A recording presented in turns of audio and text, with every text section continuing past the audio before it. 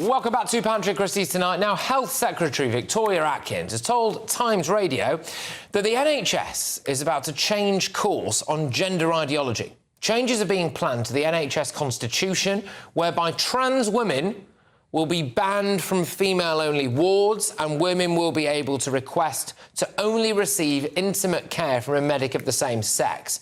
Atkins says the NHS must not eradicate women and that biological sex must be respected. Even the Labour Party leader seems to have got the memo. Check this out.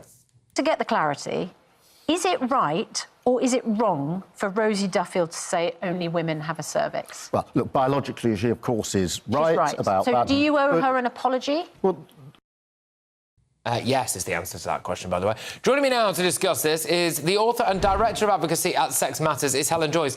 Helen, thank you very much. Is this a victory for common sense now? You know, biology matters all of a sudden.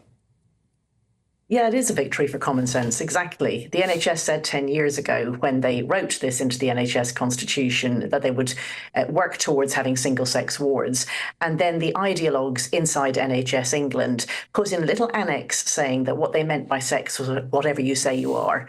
So that promise has actually been on the books for a long time, but just sneakily they said that sex didn't mean sex. And so good on Victoria Atkins for doing what she's done. It makes for mad headlines. NHS says sex is biological. It was real, you know, like its water is wet and, you wouldn't have believed it if you'd seen this 10 years ago. But it's not her fault that things have gone off the rails. She's trying to get them back on the rails now.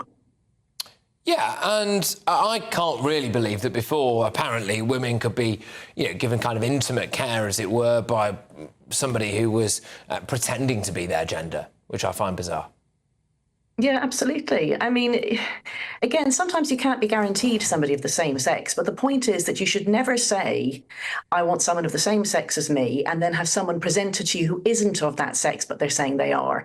But this is what the medical regulators are saying. Like, they've complained about this. The British Medical Association has complained and called what Victoria Atkins is doing a culture war, because they allow doctors, all of them, to just change their registered sex on demand, if they're men, to just say that they're women. And then they seem to think that that doctor's desire to present as a member of the opposite sex is more important than the consent of the patient. I mean, remember, touching somebody intimately when they specifically refused you consent to do so is sexual assault. Yeah, it is, really. I mean, by that logic, essentially, women might have been sexually assaulted on the NHS for quite a while. Absolutely, yeah.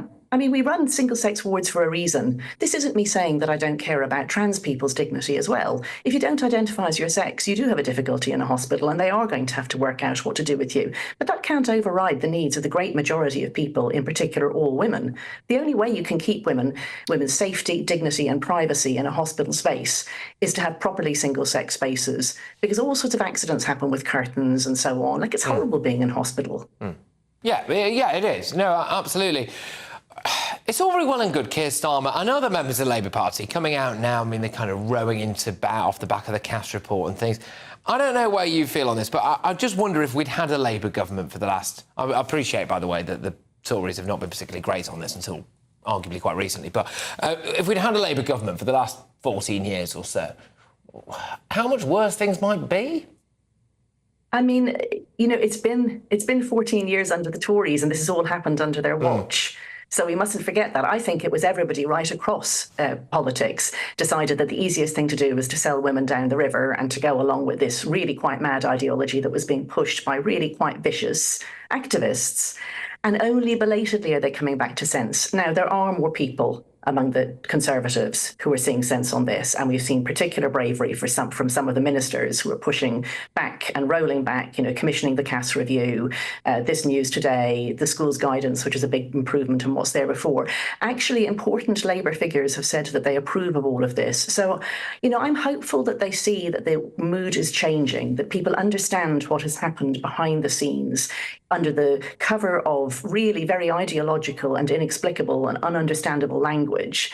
and that even Labour has realised that this is a vote loser, and that really Keir Starmer doesn't want to spend 4 years or 5 years as the Prime Minister being asked at every wretched press conference how many women have a penis. Like, what a depressing question to be asked when you're trying to handle Ukraine and cost of living and the Middle East and so on. So I think he's belatedly worked out that this is a rod for his own back and he does have to sort it out. But the activists inside the Labour Party are the difficulty there. He's got to get control of them.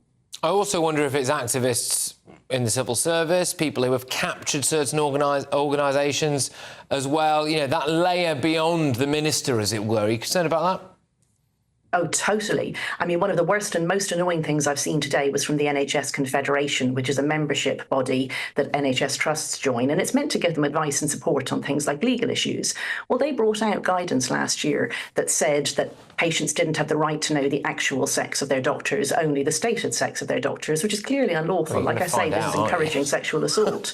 And they've doubled down today, and they've said that it's a culture war to be trying to fix this. They started this war. If they hadn't come and taken our rights, we wouldn't have to be fighting to get them back. So they started it, and they can damn well finish it. Strong finish. Helen, thank you very, very much. It's Helen Joyce there, who's the Director of Advocacy at Sex Matters. Good stuff. All right, okay.